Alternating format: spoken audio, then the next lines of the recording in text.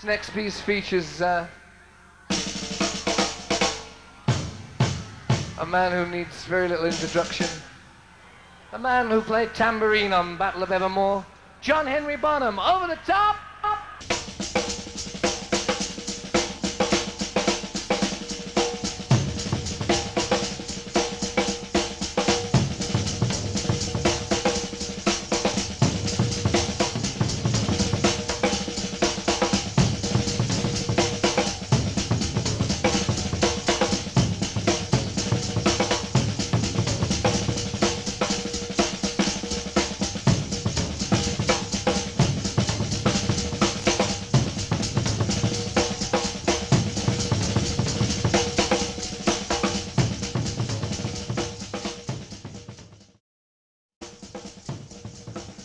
Drummer John Bonham, often referred to by his nickname Bonzo, was one of the most important and influential drummers of the 60s and 70s. As a member of Led Zeppelin, he was also a bona fide superstar for the last decade of his life, and along with Ringo Starr of the Beatles, Charlie Watts of the Rolling Stones, Keith Moon of The Who, and Ginger Baker, one of the most well-known drummers in rock.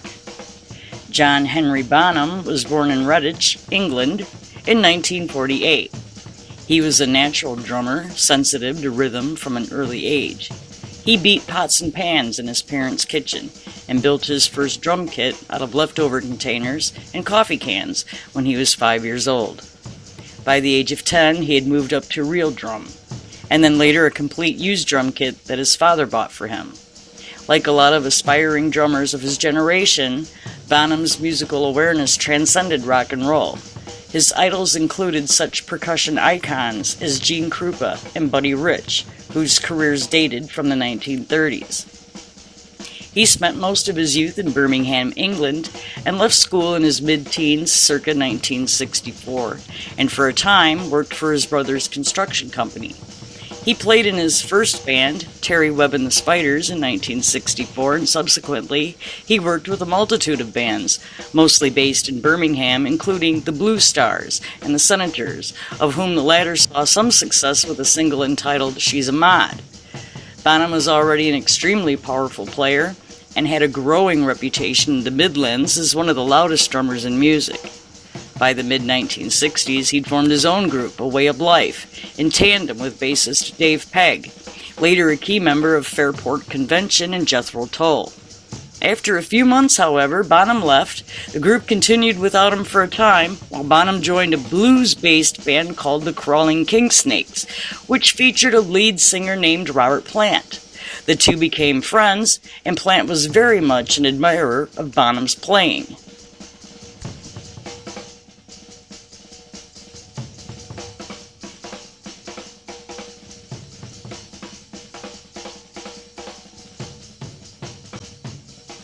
Bonham found himself one of the most in-demand, unsigned drummers in England, and after a brief return to A Way of Life, he went back to working with Plant, this time in a new group called Band of Joy, whose history included a series of demos that didn't get them a contract and a string of gigs opening for American folk blues singer Tim Rose.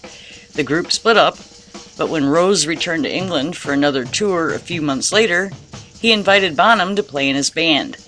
At approximately the same time, guitarist Jimmy Page, a longtime session man who had been playing with the Yardbirds for almost 2 years, was in the process of assembling a new band out of the ashes of the latter group, which had split up in the spring of 1968. Page and bassist Chris Dreja and the Yardbirds name a series of gigs in Scandinavia, which they contracted to play. Page intended to meet those obligations, but he had much more in mind for the new band he'd already decided to put together. He recognized that the Yardbirds and the sound they'd generated had gone as far as they could commercially, and he determined to carry his new musical venture to the next level and beyond. He asked Chris into the new outfit and wanted Terry Reid as the lead singer, but declined the offer, instead recommending Robert Plant, who accepted Page's offer.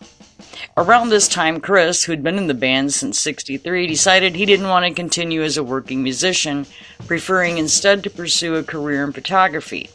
In his place, Robert recruited veteran fellow session musician John Paul Jones. That left the drummer's spot to be filled, and Page had thought of several well-known musicians as possible drummers for the band, including B.J. Wilson of Procol Harum, veteran session man Clem Cattini, and Ainsley Dunsbar, but Plant urged him to look at Bonham. The guitarist, along with band manager Peter Grant, attended a Tim Rose performance at Hampstead, liked what they heard, and offered John the spot. Bonham actually hesitated to accept it first. Page and Grant weren't offering as much money to start with as a lot of other outfits interested in his services, but he did finally come around and join. The quartet was in place by September of 1968, and following their tour under the new Yardbirds name, they took up their chosen new name, Led Zeppelin, and work began on a new album with a new repertory under a contract signed with Atlantic Records. The self-titled Led Zeppelin album, released in January of '69, showed how everything about the group was notched up. The intensity of Plant's singing, the range and volume of Page's playing, the depth and power of Jones and Bonham's rhythm section. Actually, a good deal of what they did was not new. Jeff Beck, Page's predecessor in the Yardbirds, had pioneered a similar sound earlier on a series of singles in '67 and the Truth album in the summer of '68, but Page and company focused it with laser-like precision. Moreover, whereas Beck's sound, as represented on Truth, had been something of a work in progress, with the work of 4 different drummers, including Cattini and Dunbar, and 2 of Page's early candidates for the spot represented, Led Zeppelin arrived fully formed, and that went double in the drumming department. Not that there wasn't room for growth and advancement. Bonham's playing was as loud and forceful as ever when they started, but he took another step up following Led Zeppelin's first tour of the United States, on which they opened for Vanilla Fudge. Their drummer, Carmen Appice, later a Jeff Beck alumnus, turned Bonham on to Ludwig drums, which became his instruments of choice for the rest of his life. The first Led Zeppelin album, released in early '69, topped the charts. Led Zeppelin II, released 8 months later, was even bigger, riding number 1 for almost 2 months. Both albums, along with Led Zeppelin III, which being somewhat more experimental, did not sell as well, were recorded and released amid 30 months of near-constant touring, across which the group ascended from support act to headliners and from auditoriums to arenas. When the smoke cleared, they were established among record buyers and concert goers from junior high to college age as one of the top musical attractions in the world, ranked alongside the Rolling Stones and The Who. Moreover, because of the group's strategy of almost entirely avoiding the release of singles, it was impossible not to be immersed in their total sound, including Bonham's playing. If one owned any of their music, they sold their music by the album, and one bought in for the whole package, even if the interest stemmed from a single song, perhaps even one of the folkier numbers that turned up increasingly in their repertoire after the first 2 albums. Across the ensuing decade, the band ruled the heavy metal landscape, and Bonham's drumming was a key part of their appeal. His most basic playing, exhibited on early classics such as Whole Lotta Love, an explosive power that was larger than life, even next to Plant's singing and Page's soloing, especially in tandem with Jones' bass work, and in later years, when he added orchestral timpani and other more exotic and advanced percussion devices to his array, it only added richness to the power and articulation that he already exuded. He was as well known as Page or Plant, and his featured spot, the sometimes 45-minute-long piece best known as Moby Dick, was his recognized musical reference point far beyond the ranks of their fans. He could also play with admirable restraint and great effect as well. His control was insane, as on Bron-Yer Stomp, and his more circumspect presence on some of the band's middle-period folk-based material, such as the Rain Song from Houses of the Holy. But Bonham's great musical virtue was his raw power. Ginger Baker could generate polyrhythms that teased and dazzled the listener, even next to Clapton's solos and Jack Bruce's thunderous bass. Bill Bruford, whether in Yes or King Crimson, or any of the bands that followed, could make his drums seem to sing, and very sweetly at that. Carl Palmer exuded almost unnatural speed behind his kit, and Keith Moon played his drums like an orchestra accompanying The Who. But whether it was the bass, the snare, the cymbals, even the symphonic gong, which he added to his sound a couple of years into the band's history, that he was hitting, Bonham played with power of a pair of pile drivers.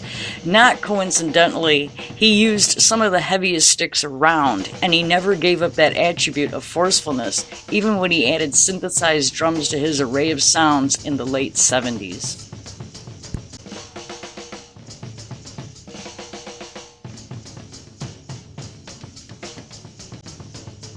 Amid all of his success and the musical and personal fulfillment that came from playing in front of arena-sized audience and selling tens of millions of records, Bonham was, as much as anyone in rock and roll, burning the candle at both ends.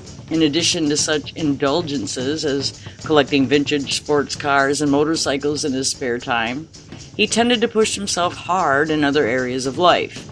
In the fall of 1980, Bonham had been a member of Led Zeppelin for a dozen years and was still only 33 years old. He was also known as a man who loved his alcohol. On September 24th, he downed somewhere over 3 dozen straight shots of vodka in just a few hours.